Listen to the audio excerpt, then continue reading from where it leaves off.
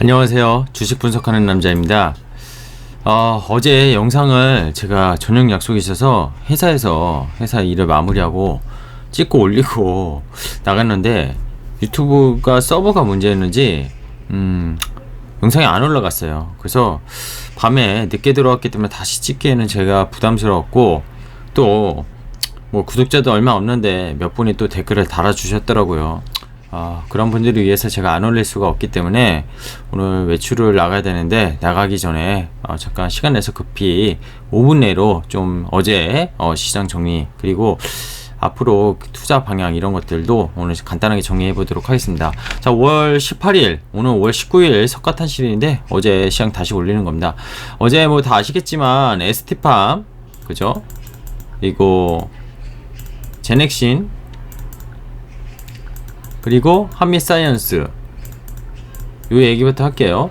이거 K바이오 컨소시엄을 만들어서 지금 모더나에 대한 삼성바이오로직스 뭐 사장단 임원이 뉴욕행을 가서 위탁 생산을 하겠다, 즉 CM으로 하겠다. 근데 이게 CM가 DP, 뭐 전문적으로 뭐 하면은 포장, 마무리, 요 정도, 원료랑 전혀 상관없는, 그러다 보니까 단가가 뭐 그 도주당 1불에서 2불 정도 되는, 그러다 보니까 수익성에 대해서도 그렇고, 실제적으로 백신이 정말 앞으로 계속 필요할 텐데, 이 mRNA 방식은 정말 독특한, 옛날에 그죠? DNA 뭐 이런 게 아니라 더 어떤 정말 미국에서 천문학적인 자금을 들이대 가지고 화이자랑 모더나에서 개발한 그런 백신인데요.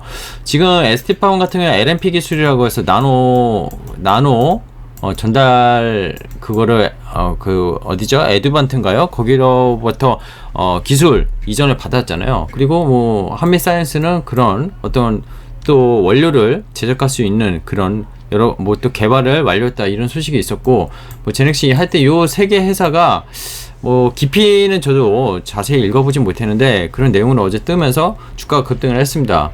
그러면서 바이오 센티를 4월달부터 좀 시장이 꺾인다기보다 시장이 박스권에서 계속 갇혀있는 동안, 그리고 기존의 주들이 좀 가격 조정이 나오는 동안 올해 거의 1분기에 힘들었던 이 바이오 섹터가 살아나고 있는 와중에 요 mRNA, 요거에 대한 정부의 어떤 발표, 이런 것들을, 백신 이런 것들을 위해서 테마성을 움직이다가 이런 K바이오라는, 그죠? 뭐 이제 K반도체가 아니라 K바이오라는 컨소시엄, 이게 나오면서 어제 시장을 핫하게 만들었던 것 같습니다. 근데 단순히 바이오센티가 좋았던 건 아니고 전체 시장이 좋았어요. 왜? 이제 그 얘기를 하려고 하는데, 1조 원 매수한 기관 투자 절대 믿지 마세요. 이 말을 드리고자 합니다. 왜? 끝까지 영상을 보시면 아실 겁니다. 제가 얘기를 누누이 드렸던 말씀인데, 일단은 어제 뉴스 꼭 짚고 넘어야 될 시장 정리 잠깐 할게요. 대만 증시 5%나 급등 마감했어요. 반발 매수세. 최근 지수가 거의 15% 가까이 고점에서 빠졌는데, 5%만 더 빠지면 약세장에 뭐 가이드를 주는 기본적인 20% 이상이 빠지는 거 아니었냐? 저도 두려웠는데, 최근 변동성 결국 아케고스 펀드 기억나시지 않습니까? 비랑 펀드 뭐 이런 것처럼 외국계 롱펀드나 헤지 펀드들이 포지션을 좀 줄인 거예요. TSMC나 대만의 확진자, 이런 여러 가지 이슈로 보틀렉, 병목 현상, 이런 여러 가지 복합적인 현상으로 이런 포지션 청산으로 대만 증시가 급락한 걸로 저는 파악하고 있고요. 급격한 지수 가격 하락이 나왔기 때문에 외국인 자금이 어제뿐만이 아니라 17일에도 원화 기준은 약 1조 3,500억 원이 하루 만에 들어왔습니다. 그 전날까지는 외국인의 자금이 계속 이탈됐는데, 외국인이 아무래도 이때가 기회다, 이렇게 좀 생각한 게 아닌가 생각이 들고, 자, 제가 여행주랑 항공주 있지 않습니까?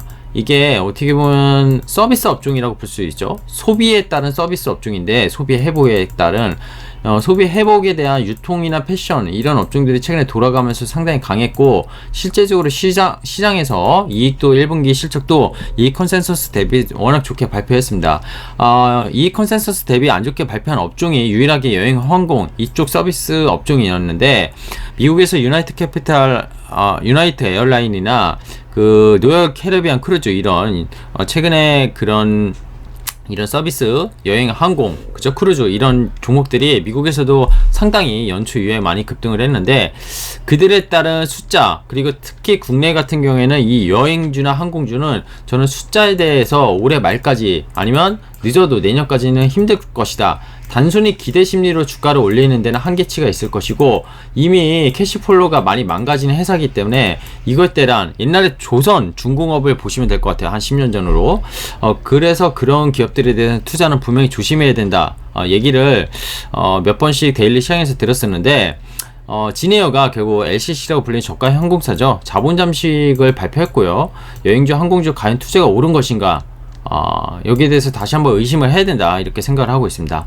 자, 금융투자 1조 매수 왜 의미가 없다? 베이시스라고 하는 선물 그리고 현물 코스피 200으로 대표되는 이 지수에 대한 이 갭이 결국에는 컨텐코냐, 즉 플러스냐, 아니면은 백오데이션이냐 마이너스냐, 이거에 따라서 금융투자의 수급은 차익거래로 오고 나가고 인하고 아웃하고 그런 수급 현상이라 보시면 됩니다. 지난주에 그랬었죠. 금융투자가 뭐 전일 1조 원 넘게 사다가 다음날 바로 외국인의 선물, 강력한 선물 1조 5천억의 매도가 나오니까 베이시스가 쫙 악화되면서 금융투자의 매도가 쫙 나오면서 시장을 더 내리는 모습이었죠. 그때가 3240포인트인가 50포인트 신고가를 마감하고 그 다음날 금융투자의 차익거래가 나오고 외국인도 바스켓으로 그때부터 때리기 시작했습니다.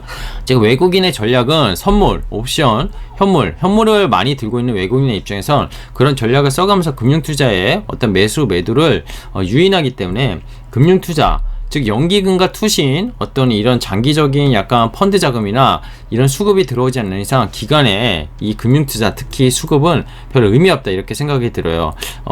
오히려 외국인이 이 금융투자의 수급을 이용해서 시장을 흔들었다 내렸다 이런 경우가 많으니 좀 조심할 필요가 있다. 근데 뉴스에는 어떻게 나왔냐면 네이버 증권 뉴스 보면 돌아온 기간 1조 원 매수 막 이렇게 나옵니다. 정확한 본질을 파악해야 된다, 이렇게 보고 있습니다. 자, 결론은 외국인의 비차익 매도가 어제도 많이 나왔어요. 뭐 4천억 넘게 나왔던 걸로 기억하는데, 결국 그 비차익 매도가 나오면 대형주부터 때릴 수밖에 없고, 대형주보다 중소형주 수급이 오히려 편합니다. 외국인의 수급이 어제도 또 하루 만에 외국인이 들어왔기 때문에 오히려 중소형주가 더 좋았다, 저는 이렇게 생각을 하고 있는데요. 잠깐 HTS 볼까요? 자, HTS 간단히 1분 안에 살펴보겠습니다. 거래소 같은 경우는 어제 어땠죠? 1.2% 올랐고요. 코스닥 0.69%, 거래대금 10조 원 미만이었습니다. 차트를 보면은 코스피 같은 경우 60일선이 그래도 깨지지 않고 방어에 나서고 있고요. 코스닥 같은 경우에는 60일과 120일선, 5일선, 뭐 20, 60일선이 전부 다 모였습니다.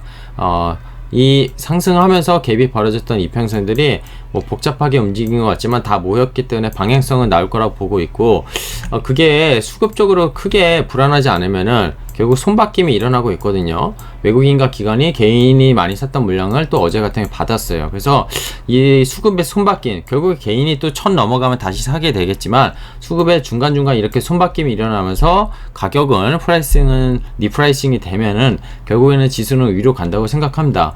어제 개인이 또 휴일을 앞두고 판 걸까요? 외국인이 비차익으로 좀 던졌고요. 기관이 요게 많이 샀는데 아까 말씀드린 그 수급이 뭐냐면 연기금이 일부 샀지만 의미는 없어요. 금액적으로 투신도 펀드도 샀어요. 이런 자금들이 세게 들어와야 되는데 요 금융투자, 이게 지난주 잠깐 보면은요, 지난주에 5월 11일이 신고가였나요?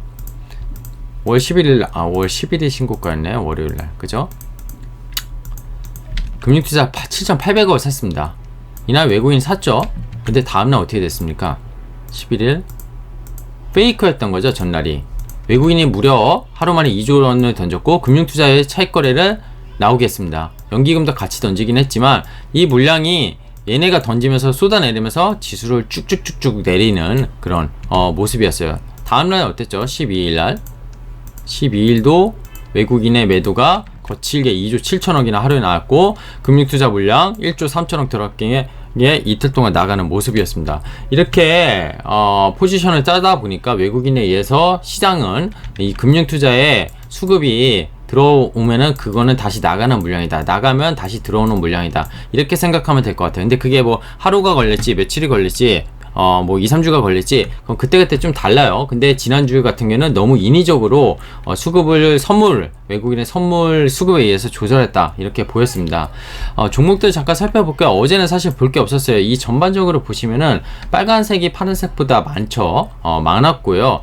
아까 말씀드린 이 헬스케어 쪽 있잖아요. 이쪽 CML 쪽 말고 제넥신 8.9% 올랐고 한미사이언스 7.6%, 그리고 에스티팜 8%, 그리고 뭐 최근에 코로나 백신 뭐 이런 치료제 뭐 유바이오로직스 아이진 이런 것들은 오히려 급락을 했죠. 반대적으로 바이오센티가 상당히 살아나는 모습이에요. 그쵸?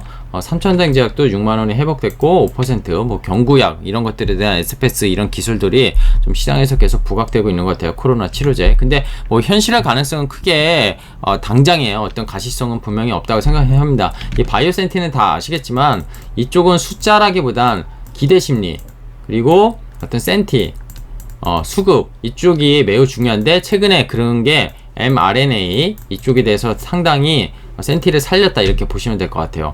핸드셋 쪽 별로 어제 핸드셋이 아니라 5G 관련주들 인공위성 관련주들 중에 인공위성 관련주들이 좀 강세를 보였고요. 뭐 핸드셋 쪽은 여전히 시장에 대비 강하지 못했다. 그리고 엔터주들의 SME 실적이 상당히 좋게 발표했는데 SME 어제도 6.8% 계속 치고 올라가는 모습을 차트적으로도 보여주고 있습니다. 근데 단기적으로 이런 종목들이 또 급하게 올라갔기 때문에 여기서 뭐 따라잡는 거 아무리 좋아도 저도 그런 부분에 대해서는 추천드리고 싶지는 않고요.